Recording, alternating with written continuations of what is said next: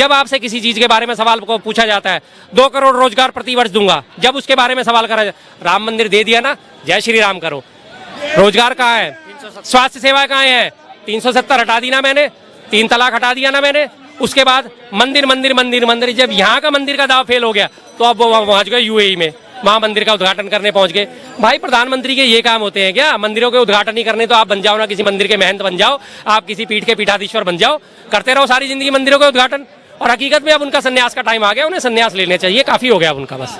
मोदी जी कहते हैं कि हम गरीबों के स्वाभिमान को समझते हैं, उनकी मेहनत को समझते हैं। दूसरी तरफ विपक्ष उन पे आरोप लगाता है कि महंगाई नहीं कम हो रही है, इतनी बढ़ती जा रही है। फिर किस तरीके से गरीबों की मदद? गरीबों के स्वाभिमान को अगर वो समझते होते तो गरीबों के स्वाभिमान को वो 5 किलो राशन पे गिरवी नहीं रखते।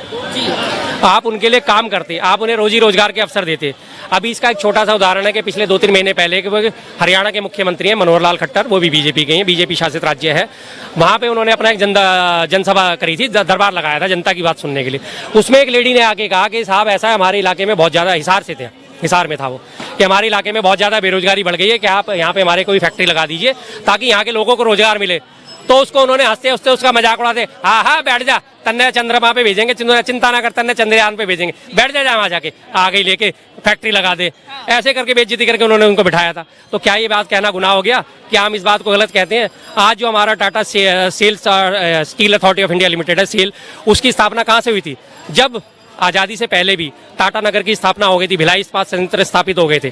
तभी ना, जब भी कोई रोजगार बढ़ता है, किसी भी एरिया में आप फैक्ट्री डालोगे तो उसमें लोग काम करने आएंगे, उसमें लोग अड़ोस पड़ोस के लोग काम करने आएंगे, वहाँ पे कच्चे माल की आपूर्ति होगी, ट्रांसपोर्टेशन मजबूत होगा। एक की जगह आप 50 लोगों को रोजगार दोगे, लेकिन आप वो रोजगार देना नहीं चाहते हो। आप नई कोई फैक्ट्री नहीं डाल रहे हो, आप नया कोई PSU स्थापित नहीं कर रहे हो, आप नई कोई पब्लिक सेक्टर यूनिट नहीं बना के दे रहे हो आप देश को। आप कर क्या रहे हो? कुछ भी नहीं कर रहे हो, आप लफाजी करे जा रहे हो। मैं विकसित कर दूंगा, मैं विकसित कर दूंगा, 2047 तक भारत विकसित हो जाएगा, हो जाएगा। किसानों की आय दोगुनी हो जाएगी, सबको पक्का मकान मिल जाएगा। हुआ क्या ये तो आप बताओ कि हुआ है कि मिल गई है? किसानों की आय दोगुनी हुई होती तो आज वो दोबारा आज अपने प्रदर्शन के लिए आज यहाँ दिल्ली कूच ना कर रहे होते। उनके और भी वादे दिए गए थे, जैसे 100 स्मार्ट सिटी बनाएंगे, रोजगार देंगे और महिला सुरक्षा के बारे में वादे किए गए थे। तो सभी पे आरोप लग रहे हैं कि पूरे नहीं हुए। मोदी जी वादा कर करके खुद भूल गए हैं। मोदी जी की उम्र हो गई है, उन्हें भूलने की बीमारी हो गई है, मुझे लगता है, ऐसा मुझे लगता है उन्हें भूलने की बीमारी हो गई है। डिमेंशिया का शिकार हो गए हैं। डिमेंशिया में लोग भूल जाते हैं अक्सर। और सबसे बड़ी बात, दूसरी बात, चलो भूलने की बीमारी भी नहीं हुई तो उन्हें जो एक चिर परिचित बीमारी है झूठ बोलने की। झूठ आदमी को कभी भी याद नहीं रहता कि उसने क्या बोला था। किसी भी व्यक्ति से कोई भी आदमी झूठ बोल के चला जाता है तो उसे वो याद नहीं रहता कि मैंने उससे कहा क्या था। लेकिन आप सच कभी भी किसी भी व्यक्ति से बोलोगे, सच हमेशा ताजिंदगी सही रहेगा, शाश्वत है। सत्य जो है वो शाश्वत है। आप किसी से कोई भी सच्चाई की बात करोगे, आपसे 10 साल बाद भी वो बात पूछी जाएगी, आप कहोगे हाँ ये बात थी। 20 साल बाद भी अगर आपको वो बात याद है तो सच्चाई है। लेकिन झूठ जो होता है, आज आपने किसी को झूठ बोल दिया, कल आपको खुद ही याद नहीं रहेगा कि मैंने इसे बोला क्या था। और वो तो रोज नित नए जुमले करते हैं, रोज नित नए झूठ बोलते हैं। तो उन्हें आज से 5 साल पहले या 10 साल पहले बोले गए झूठ याद कहाँ रहेंगे कि मैंने 100 स्मार्ट सिटी का वादा करा था। उनके अपने संसदीय क्षेत्र वाराणसी में आज तक स्मार्ट सिटी का काम पूरा नहीं हुआ, 10 साल पूरे होने को आ रहे हैं। भूल ही गए वो कि मैंने स्मार्ट सिटी बनाने का भी वादा करा था। मैंने हवाई चप्पल वालों को हवाई जहाज में चलाने का वादा करा था। ऐसा वादा करा कि उन्होंने उठा के एयर इंडिया ही बेच दी। आज भारत देश उन देशों में शामिल है जिसकी अपनी एयरलाइन ही नहीं है, कोई घोषित रूप से भारत की सरकारी एयरलाइन ही नहीं है। एक एयर इंडिया होती थी, वो भी उन्होंने बेच के खत्म करी, छुट्टी करी। इस कंडीशन में तो हमारा भारत देश आजाद चुका है। 100 स्मार्ट सिटी की तो बात खैर खत्म ही हो गई। भ्रष्टाचार मुक्त शासन दूंगा, काला धन स्विस बैंकों में जितना काला धन जमा है सारा वापस ले आऊंगा। वापस क्या लाए? आज से अभी पीछे रिपोर्ट आई थी, 3 गुना और जाके बढ़ चुका है स्विस बैंकों में काला धन। और स्विट्जरलैंड के बैंक ने क्लियर मना कर दिया था कि हम इस पे लिस्ट नहीं देने वाले, कौन कौन यहाँ पे लाभार्थी हैं, किन किन के यहाँ पे अकाउंट है, हम उसे नहीं देंगे। तो आपने उसके लिए क्या प्रयास करे? कोई बात नहीं करे, सीधी सी बात है। क्या लगता है, राहुल गांधी बोल रहे हैं कि देश को ठग रहे हैं? हम बहुत अच्छा समझते हैं कि पंडित जी शांतता विधायक नहीं है। अगर शांतता विधायक होते तो आज ये जेल में होते। अच्छा, ऐसा क्यों? इतनी बुराई करने से, अच्छा, हाँ इतनी झूठ बोलने से या जेल में होते, अगर शांत होते ये। झूठ क्या बोल रहे हैं? आपको लग रहे वादे पूरे हो रहे हैं? मशीन खराब है, सही बोलते इसलिए। मैं जेल में क्यों होता? बीजेपी बुराई करते इसलिए। बीजेपी की बुराई करता हूँ? हाँ जी, तो इसका मतलब सीधा सीधा बीजेपी तानाशाही करती है ना। अगर मुझे जेल में डालेगी तो तानाशाही करेगी ना, मतलब लोकतंत्र खत्म, लोकतंत्र खत्म, मुझे बोलने का अधिकार भी नहीं है। तो यही तो बात मैं कह रहा हूँ कि तानाशाही की शुरुआत हो गई है। आप कह रहे हो कि मुझे जेल में डाल दोगे, इसका साफ मतलब है तानाशाही की ओर अग्रसर है। बस अच्छा, झूठ क्यों कह रहे हैं? आपको लग रहा है वादे सारे पूरे हुए? ये जितनी ये बुराई करते हैं मोदी की, इनकी इतनी हैसियत होती है, महीने में कपड़ा बदलता है मोदी, उसकी ये बुराई करते हैं। अच्छा, हाँ महीने का कपड़ा बदल। हाँ, जितनी इनकी हैसियत है।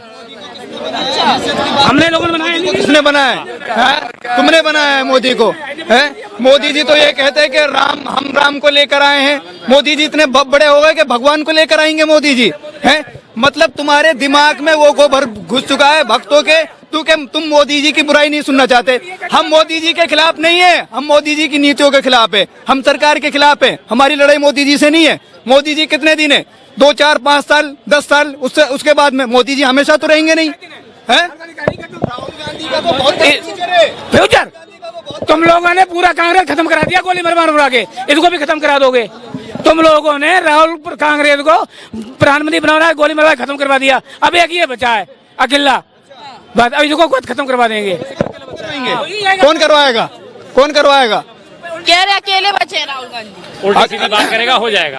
अरे मैडम, बढ़िया सोचा बंदे। इनसे मूड मारना है क्या फायदा? इनसे क्या मूड मारना है? इनसे पता नहीं है क्या, उससे क्या पता? उल्टी सीधी बात करेगा तो मारा जाएगा, क्या मतलब है भाई? है लोकतंत्र में किसी को कोई अपनी बात कहने का अधिकार नहीं है।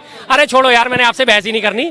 आप जैसे से बहस करूंगा लोग उल्टा मुझे ही कहेंगे शर्मा जी कहाँ भिड़ गए, किससे भिड़ गए। अकलमंद हो तो बात करा जाए, कुछ पता हो तो मैं बात करूं, अदरवाइज क्या फायदा आपसे बात करने का, बताइए। बस वो कह रहे हैं, कुछ सुन लीजिए आप। बीजेपी बोल रहा है जो 400 पार कर लेंगे। अगर वो 400 पार ही कर लेगा तो ईडी सीआईडी का क्यों इस्तेमाल कर रहा है? हाँ, क्यों किसान को आने नहीं दे रहा है? अगर वो पार ही है तो उसको पार ही रहने दो, जो जैसा मन करे उसको सुनने दो, सही है। अगर तुमको इतना दाम है हम 400 पार कर लेंगे, हाँ, तो क्यों इतना भड़काने वाला बात करता है? तुम ईडी सीआईडी लगा रहा है, बॉर्डर में किसान को रोक रहा है, हाँ? ठीक है। ये राहुल गांधी ने भी कहा है कि इन 10 सालों में मोदी जी ने सिर्फ झूठे सपने दिखाए हैं भारत में। जाहिर बात है, और अभी भी झूठे सपने दिखा रहे हैं। पिछले आपने उनका भाषण सुना होगा, उन्होंने क्या बोला था? सीधा 25 साल का सपना दिखा दिया, 2047 तक भारत विकसित राष्ट्र होगा। लेकिन कैसे होगा कोई परिकल्पना नहीं है। कैसे हमारी जीडीपी बढ़ेगी कोई परिकल्पना नहीं है। कैसे हमारे उद्योग धंधे बढ़ेंगे कोई परिकल्पना नहीं है। किस तरह से रोजगार जनरेट होंगे कोई परिकल्पना नहीं है। लेकिन 2047 तक होगा, 25 साल बाद ना मोदी जी होंगे, ना उनसे कोई सवाल करने वाला बचेगा। सीधी सी बात है। आज मेरी उम्र 52 साल है, 25 साल बाद मैं पता नहीं हूँ ना हूँ, मैं भी सवाल करने वाला नहीं बचूंगा। आज की जो युवा पीढ़ी है वो 25 साल बाद नौकरी का, रोजगार का सारा अधिकार खो चुकी होगी। किस बात की आप दे रहे हो? आज आप वर्तमान को सुदृढ़ करो, वर्तमान की नींव तो मजबूत करो, तभी तो भविष्य सुदृढ़ होगा आपका। वर्तमान तो आपने खत्म कर दिया, तो आप भविष्य की नींव कैसे रख सकते हो? वर्तमान पे भविष्य की नींव रखी जाती है कि सपनों पे, हकीकत पे रखी जाती है। ये पीपल का पेड़ आज इतना ऊंचा हो गया तो पहले इसकी जड़ें तो आप देखोगे कि कितनी मजबूत है, तभी तो एक वहां तक पहुंचा। आपने कहा नहीं वहां तक पहुंच, कैसे पहुंचेगा भाई? नीचे से चढ़ेगा तभी तो पहुंचेगा। जब इसकी जड़ मजबूत होगी तभी तो ये वहां तक पहुंचा, अदरवाइज कैसे हुआ ये मजबूत? आप उस चीज को तो देख ही नहीं। आपके पास कोई सिस्टम नहीं है, कोई सिस्टमैटिक नहीं है।